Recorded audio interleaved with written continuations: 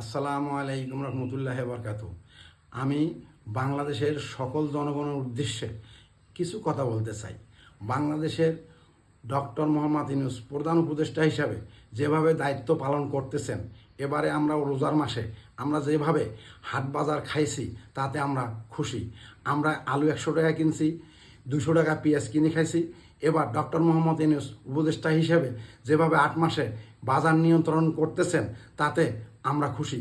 100 টাকায় 4 কেজি পেঁয়াজ, 100 টাকায় 5 কেজি আলু, যেভাবে বাজারে জিনিসের দাম কমতেছে, ভোক্তা অধিদপ্তর নিয়ন্ত্রণে দেখতেছে। উপদেষ্টা সাহেবকে আমি আহ্বান করব, আপনি আগামীতে বাংলাদেশের গরিব মানুষের উপর নজর রাখবেন।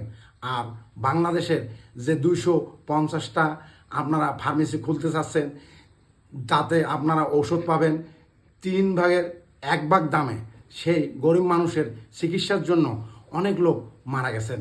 তাই গরিব মানুষ এখন যদি এভাবে অল্প দামে কিছু ওষুধ পায় তাহলে বাঁচবে।